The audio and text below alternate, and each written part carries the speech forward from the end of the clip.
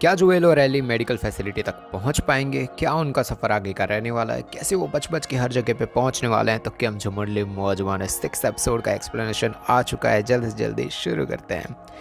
Episode की शुरुआत में 3 महीने बाद की सिचुएशन दिखाई जाती है। जो लास्ट में हमने देखा था ना, वो तीन दोनों भाई मर गए थे, उसके बाद के 3 महीने दिखाए जाते हैं। एक आदमी और एक औरत ठंड के माहौल में रहते हैं, अपना खाना पीना चलाते हैं। वो जानवरों को मारकर अपना पेट पालते हैं। वो अकेले रहते हैं, वहाँ पर आसपास हर जगह बर्फ़ ही बर्फ़ है। उनको घर में जब वो पहुंचता है आदमी, तो उसको जोएल मिलता है वहाँ पे। जोएल उस आदमी को पूछता है कि वो उसके भाई को ढूंढ रहा है, उसे पता है क्या। जोएल मैप में रास्ता पूछता है कि आगे कैसे बढ़ सकते हैं, उसको वेस्ट में जाना और सब कुछ। वो आदमी मैप में दिखाता है कि अभी वो लोग कहाँ पर है, मतलब ये घर जहाँ पे है वो कहाँ पे है। वो और उसकी बीवी सालों से यहाँ पे रहते हैं और ना उसने टॉमी का नाम सुना है, ना कुछ भी उसे पता है। ना उसे जोएल के बारे में, जोएल के भाई के बारे में, ना जोएल के बारे में कुछ भी नहीं पता। जोएल वेस्ट में जाने का रास्ता पूछता है उस आदमी से, तो वो आदमी मतलब कहता है कि रिवर यहाँ से दूर है थोड़ा, वहाँ पे तुम्हारी मौत पक्की होगी। वो रिवर के आसपास जाना मतलब वहाँ पे इन्फेक्टेड लोग हैं, तुम्हें ख़त्म कर देंगे, वो सारी चीज़ें बताता है। वहाँ से रास्ता जाता है, तुम वेस्ट जा सकते हो, वहाँ जाओगे तो मर ही जाओगे। उसकी वाइफ कहती है कि अगर तुम्हारा भाई उस रिवर की दूसरी साइड पे है ना, तो वो अभी तक मर चुका होगा, तो तुम किसने ढूंढने जा रहे हो। जोएल और एली आगे का सफ़र के लिए निकल पड़ते हैं। उनको तो ऑफकोर्स आगे मेडिकल फैसिलिटी तक जाना है और टॉमी को भी ढूंढना है। जोएल की हेल्थ दिखाया जाता है कि थोड़ी बहुत ख़राब हो रही है, उसे सांस लेने में तकलीफ़ हो रही है। एली परेशान हो जाती है कि जोएल की हालत देखे कि यार कैसे तुम बीमार हो गए तो मुझे क्या होगा। पर फिर भी वो लोग आगे बढ़ते हैं। रिवर और जो रिवर ऑफ डेथ है और उस चीज़ है, उसके लिए आगे बढ़ते रहते हैं वो लोग। रिवर ऑफ डेथ तक पहुंच जाते हैं दोनों। कैंप बनाते हैं रात को।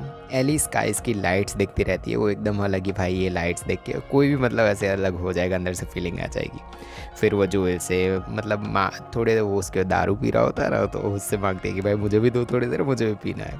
वो जोएल से पूछते हैं कि हम अगर फायरफ्लाइज है वहाँ तक पहुँच गए, उन्होंने मेरा खून क्योर बना भी लिया, आगे जाके वैक्सीन बना भी ली, तो उसके बाद क्या।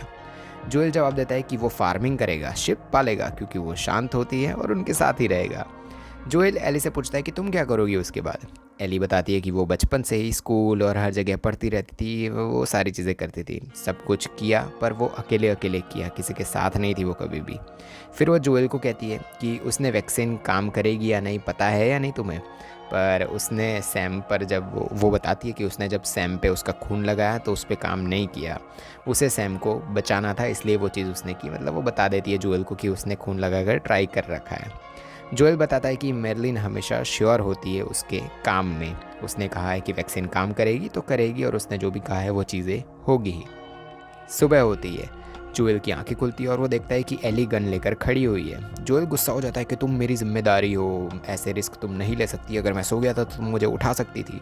तो एली भी यार सामने जवाब दे देती है कि यार तुम सो गए थे, मैं ध्यान रखी, तुमने मुझे सिखाया था ना वो सारी चीज़ें, तो तुम सो गए थे, मैंने सारी चीज़ें संभाली, तुमने मुझे सिखाया वैसे ही मैंने किया सब कुछ। दोनों रिवर ऑफ डेथ के पास आगे बढ़ते हैं। पास वाले ब्रिज से निकलते वक्त काफ़ी चौकन्ने रहते हैं कि कोई आ ना जाए इन्फेक्टेड पर्सन और कुछ हो ना जाए। ये नज़ारा जो आसपास का सिनेमेटोग्राफी और सारी चीज़ें इतनी बढ़िया होती है, आंखों को सुकून देती है, यार क्या बढ़िया सिनेमेटोग्राफी है। वहाँ से भी वो लोग आगे बढ़ जाते हैं। एली सीटी बजाने की कोशिश कर रही है पर उससे बज नहीं रही है। एली जोएल को हंटिंग सिखाने के लिए कहती है कि यार मुझे भी सिखाओ, तुम मारते हो और सब कुछ। जोएल कहता है कि टफ है, बाद में कभी सिखाऊंगा। वो लोग आगे बढ़ते हैं। फिर दोनों एक डैम तक पहुंच जाते हैं। आगे उनको आगे जाते वक्त एक रिवर मिलती है, जिससे देखकर एली कहती है कि कहीं ये ही तो वो रिवर ऑफ डेथ नहीं है ना जो बोल रहे थे, पहले चली गई वो नहीं होगी, ये हो सकती है, तो हमें चौकन्ना रहना चाहिए। जोएल मैप निकाल कर देखता है, तभी उनके सामने बहुत सारे घोड़े लेकर लोग पहुंच जाते हैं जो उन्होंने मास्क पहन रखे हैं। वो लोग दोनों को घेर लेते हैं, जो हमारी एली और जो हमारा जोएल है दोनों को घेर लेते हैं। जोएल कहता है कि हम बस यहाँ से जा रहे हैं, हमें जाने दो, हम कोई भी किसी को तकलीफ़ नहीं पहुँचाना चाहते। वो लोग जोएल लोगों को इन्फेक्टेड है या नहीं पूछते हैं। ऑफकोर्स एली तो इन्फेक्टेड है तो वो पकड़ी ही जाएगी। वो लोग एक डॉग को भेजते हैं जो चेक कर रहा होगा कि जो लोगों को इन्फेक्टेड पर्सन है या नहीं है। घोड़े पर बैठा आदमी कहता है कि ये डॉग को पता चल जाएगा कि तू इन्फेक्टेड हो या नहीं, और अगर इन्फेक्टेड हो तो तुम्हें यहीं पे ये डॉग काट खाएगा और ख़त्म कर देगा। डॉग जोएल को सूंघता है और वो एकदम क्लियर होता है। ऑफकोर्स हमारे जोएल को तो कुछ हुआ ही नहीं है। वो आदमी एली को चेक करने के लिए कहता है, पर एली डॉग के साथ खेलने लगती है। जो भाई वो तब की सिचुएशन दिखाई गई है, हम जो हमारा जोएल एकदम टेंशन में आ जाता है कि यार अगर एली पकड़ी गई तो ख़त्म, यहीं पे उसे मार डालेंगे। दोनों को क्लियर कर दिया जाता है। ऑफ कोर्स भाई डॉग के साथ खेल रही थी वो तो क्लियर ही है।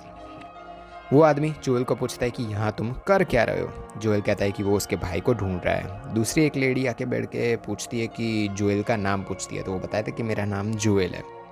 घोड़े से सब लोग आगे बढ़ रहे हैं और घोड़े पर हमारा जोएल लोग भी बैठे हुए हैं। वो लोग आगे एक बड़ी सी दीवार चट्टान लगाई हुई वहाँ तक पहुँच जाते हैं।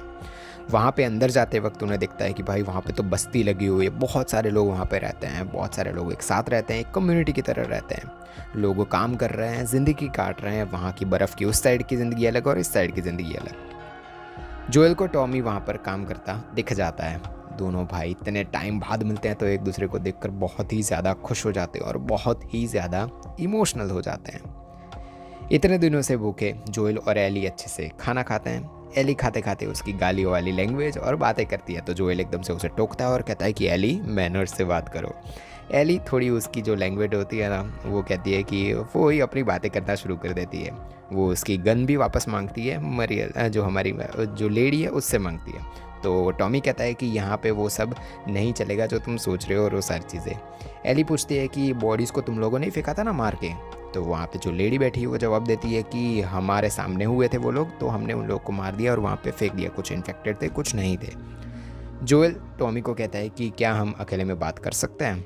तभी टॉमी बताता है कि वो जो लेडी है उसका नाम है मारिया और वो उसके साथ में ही है। वो अकेले जैसे नहीं, वो भी फैमिली है, तो तुम वहाँ पे बात कर सकते हो, वो बैठी है, चलेगा।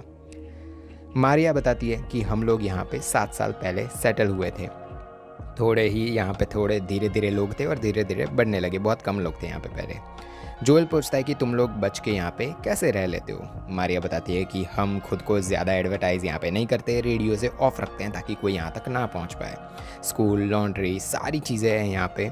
हम सारी चीज़ें, हंटिंग, खाना और सारी चीज़ें यहाँ पे करते हैं, एक साथ रहते हैं, एक कम्युनिटी की तरह रहते हैं।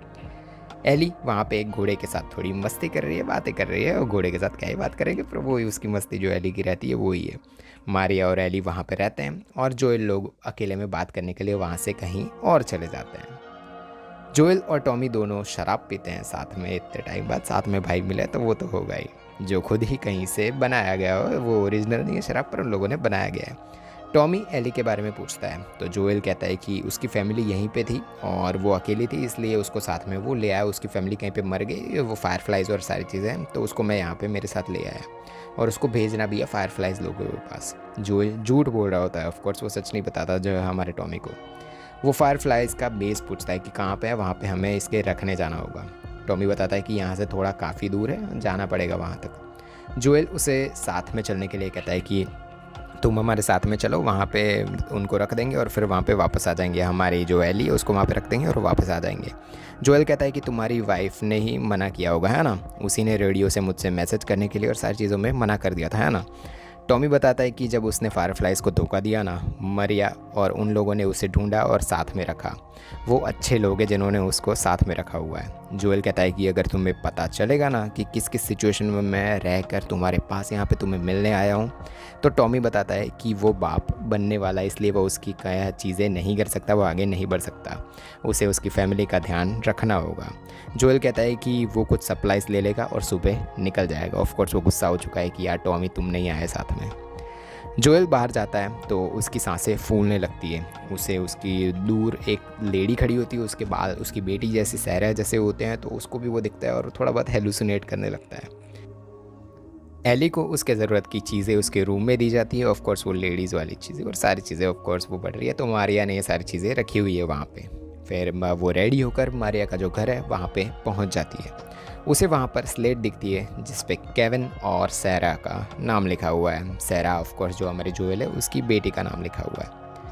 मारिया एली को नया जैकेट देती है, नए शूज़ देती है, नए कपड़े, सारी चीज़ें देती है। फिर वो एली को हेयर कट भी करके देती है। मारिया एली को बताती है कि केविन उसका बेटा था और जो सैरा है ना वो जोएल की बेटी थी। और मारिया एली को कहती है कि मुझे पता है तुम दोनों कुछ तो छुपा रहे हो, पर ध्यान रखना ट्रस्ट वही तोड़ते हैं जिन पे हम ट्रस्ट करते हैं। वो सारी चीज़ें वो हमारी एली को समझा रही है। वो लोग जाके मूवीज़ देखते हैं, सारे बच्चे मिलकर देख रहे हैं, जितने भी वहाँ पे सिटी में रहते हैं, उनकी छोटी सी सिटी है उसमें जितने रहते हैं सारे लोग हैं वहाँ पे। एली भी देख रही है पर उसको इतना ज़्यादा इन सब चीज़ों में इंटरेस्ट नहीं है। वो देखती है कि टॉमी कहीं पे जा रहा है। जोएल उसका टूटा फूटा शू ठीक कर रहा है, तभी टॉमी वहाँ पे पहुँच जाता है। वो नए शूज़ लेकर आया है हमारे जो जोएल है उसके लिए। टॉमी माफ़ी मांगता है, उसने जो भी बोला था ना हमारे जोएल को उसके लिए। जोएल टॉमी को बताता है कि एली इम्यून है और वो कहता है कि मैंने खुद ही देखा कि उसको इतनी बार बाइट हो चुकी है, 3 महीने पहले हुआ था, इतने महीनों पहले भी हुआ था तो भी उसे कुछ भी नहीं हुआ। वो इम्यून है ये सारी डिसीज़ और सारी चीज़ों से। जोल स्टार्टिंग से बताता है मर्लिन के बारे में और सारी चीज़ें जितनी भी अब तक हुई ना सारी चीज़ें। वो कहता है कि टेस मर्लिन ने मुझे काम सौंपा, टेस के साथ उसको बाइट कर लिया गया, टेस ऐसे मरी। आगे की सारी कहानी वो टॉमी को बताता है। एली ने मेरी ज़िंदगी बचाई जब वो एक बच्चे ने मुझ पर हमला कर दिया था, एक भाई ने दूसरे भाई को मार दिया और तभी जो भाई एली के लिए मार दिया और सारी चीज़ें। वो कहता है कि आज मुझे लगा वो डॉग एली को काट खाएगा, पर वो कुछ भी उसको नहीं किया ना। मैं बहुत ही ज़्यादा हिल भी नहीं पाया जब उसके साथ ये सारी चीज़ें हो रही थी ना, मैं कुछ भी नहीं कर पाया। मैं बहुत ही ज़्यादा डर गया था। तुम्हें लगता है मैं ये काम अब तक कर पा रहा हूँ? मैं डर चुका हूँ बहुत ही ज़्यादा, मैं वीक हो चुका हूँ। कोई ख़तरा आएगा आगे जाके अगर, तो मैं वो नहीं कर पाऊँगा। मैं सपने में फ़ेल हो गया हूँ, सपने में देखता हूँ खुद को फ़ेल होते हुए, ज़िंदगी में देखता हूँ। टॉमी तुम बहुत ही ज़्यादा यंग हो मुझसे, तुम ये काम कर सकते हो एली को वहाँ पे पहुँचाने का। तुम्हें मेरी हेल्प करनी ही होगी, पर तुम किसी को ये चीज़ नहीं बता सकते। अगर किसी को बताया तो वो एली को वहीं पे मार डालेंगे। बस मुझे तुमसे इतना ही चाहिए। जोएल बहुत ही ज़्यादा ये सारी चीज़ें बताते वक्त इमोशनल हो जाता है। टॉमी भी मान जाता है ये चीज़ करने के लिए। जोएल एली के रूम में जाकर देखता है कि एली बुक्स पढ़ रही है। वो जोएल से पूछता है कि मतलब हमारी जो एली है वो जोएल से पूछती है कि तुम यहाँ पर आए क्यों हो? अगर तुम मुझे छोड़ के पहले ही जाने वाले थे तो तुम चले जाओ यहीं से। जोएल को समझ आ जाता है कि एली ने उसकी और टॉमी की जो बातें थी ना वो सारी सुन ली।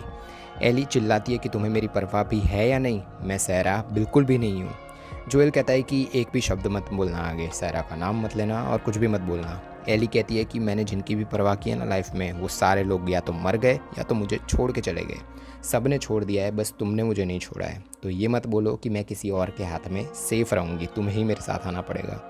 मैं और डरी हुई रहूँगी दूसरों के साथ, मुझे तो सिर्फ तुम्हारे साथ ही जाना है।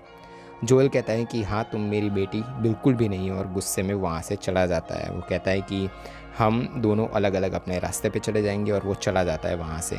एली की आंख में आंसू आ जाते हैं कि यार उसको भी यार ऑफ कोर्स जोएल के साथ ही जाना है। जोएल को उसकी बेटी सहरा की यादें आती है। वो भी बहुत ही ज़्यादा इमोशनल हो चुका है और उसकी आंखों में भी आंसू आ चुके हैं। एली रेडी हो जाती है सुबह जाने के लिए। टॉमी आता है उसे लेने और वो दोनों वहाँ से निकल जाते हैं और दोनों निकल पड़ते हैं आगे के सफ़र के लिए।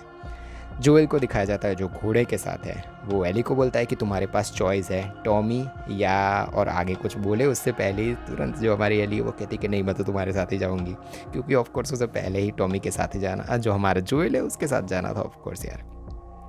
जोएल टॉमी से पूछता है डायरेक्शन और सारी चीज़ें आगे कैसे जाना है, गुड बाय बोलता है, उसकी गन लेता है और वो दोनों आगे के सफ़र के लिए निकल पड़ते हैं। जोएल एली को हंटिंग सिखा रहा है और भाई ये पापा बेटी वाला बॉन्ड जो फील होता है, मैं एज अ ऑडियंस जब देख रहे होते हैं तो वो बहुत ही ज़्यादा फील होता है। बहुत ही बढ़िया ये चीज़ चला रहा है भाई, क्या एक्टिंग की है दोनों ने। जोएल का निशाना अभी भी एकदम खतरनाक है, भले एज हो गई हो उसकी। फिर से उनका सफ़र जारी, जंगलों से शहर, शहर से आगे और नदी पहाड़ सारी चीज़ें वो लोग बढ़ के आगे बढ़ रहे हैं। दोनों अपनी लाइफ की थोड़ी थोड़ी बातें कर रहे हैं पर प्यार से आगे बढ़ रहे हैं। दोनों 5 दिन के सफ़र के बाद एक जगह तक पहुंच जाते हैं। उनको वहाँ पे कोई फायरफ्लाइज नहीं दिखता, कोई लोग नहीं दिखते उनको। आगे बढ़ते हैं दोनों, पूरा शहर एकदम खाली होता है, पर ऐसी जगह एली ने कभी भी नहीं देखी होती। ह्यूमन सिविलाइजेशन उसने देखी ही नहीं है। वो सब कुछ पूछती रहती है कि यहाँ पे क्या था, जोएल से पूछती रहती है कि यहाँ पे क्या था जोएल और सारी चीज़ें। जोएल बातों बातों में कहता है कि जब वो बच्चा था ना तो उसे एक सिंगर बन रहा था, और जो शिप वाली बात थी ना अब वो उसे नहीं करनी है, पर वो जब ये सारी चीज़ें वैक्सीन बन जाएगी उसके बाद वो है ना सिंगर बनेगा। उनको मंकीज़ दिखते हैं वहाँ पर, जो उनको देखकर भाग जाते हैं। ऑफकोर्स एली के लिए एकदम नया है, उसने कभी मंकीज़ नहीं देखे हैं। उनको बायोमेडिकल बिल्डिंग का डायरेक्शन बोर्ड दिखता है, कोई गार्ड्स नहीं होते वहाँ पे, कुछ भी नहीं होता वहाँ पर। दोनों घोड़े से उतर कर आसपास की चीज़ें देखते हैं, पर गन रेडी रखकर कि भाई कोई आ ना जाए। ऑफिस में सब कुछ बिखरा पड़ा हुआ है, कुछ भी नहीं होता वहाँ पर। उनको वहाँ पर एक लिस्ट मिलती है जिसे देखकर जोएल समझ जाता है कि ये लोग लिस्ट तब कब बनाते हैं जब वहाँ से कोई ट्रांसफ़र हो रहा हो, मतलब सब लोग यहाँ से कहीं पे मूव हो रहे हो। ऊपर कुछ आवाज़ें आती हैं तो तुरंत ऊपर दोनों चले जाते हैं, और जब वो दोनों ऊपर पहुँचते हैं तो एकदम डर का माहौल, क्या इंटेंस माहौल लोगों ने बनाया होता है, पता नहीं क्या होगा आगे। जोएल दरवाज़ा खोलकर अंदर देखता है तो अंदर तो भाई एकदम बंदर लोग पड़े हुए हैं, कोई फायरफ्लाइज़ नहीं है, कुछ भी नहीं है। जोएल इस मैप में देखता है कि वो लोग कहीं पे गए हैं शायद फायरफ्लाइज़ वाले लोग। विंडोज़ से बाहर वो देखता है कि कुछ लोग घूम रहे हैं। वो लोग भागकर बाहर पहुंच जाते हैं कि भाई वहाँ से बच के निकलना पड़ेगा वरना वो लोग हमला कर देंगे। बचकर सीधा अपने घोड़े तक वो लोग सेफली पहुंच जाते हैं। तभी पीछे से एक आदमी हमला करता है जोएल के ऊपर। जोएल अपनी खतरनाक ताकत से उस आदमी को मार डालता है, पर वो उसके हाथापाई के बीच में उसको पेट में चाकू लग जाता है और खून आना शुरू। दूसरे लोग आना शुरू हो जाते हैं, तभी दोनों बचकर वहाँ से घोड़े पर निकल जाते हैं। दोनों बचकर आगे पहुँच चुके हैं, पर जोएल की हालत एकदम खतरनाक बिगड़ चुकी है और वो नीचे गिर जाता है, एकदम बेहोश हो जाता है। एली उसे संभाल लेती है और वो कहती है कि मतलब भाई वो ऑफ कोर्स यार आँख खोलो जोएल, और वो बहुत ही ज़्यादा इमोशनल हो जाती है। वो उससे जितनी चीज़ें हो सकती है वो सारी चीज़ें करती है, पर जोएल आँख नहीं खोलता, वो बेहोश हो चुका है। वो भाई पता नहीं क्या हुआ उसे। ऐसे ही एंड होता है एपिसोड 6 का। और अगर आपको टाइम ट्रैवल के अंदर इंटरेस्ट है तो भाई मैंने पूरी डार्क सीज़न जो आई थी नेटफ्लिक्स के ऊपर उसका एक्सप्लेनेशन कर रखा है। लेफ्ट वाली वीडियो क्लिक करो और मज़े करो। मिलता है नेक्स्ट एपिसोड में।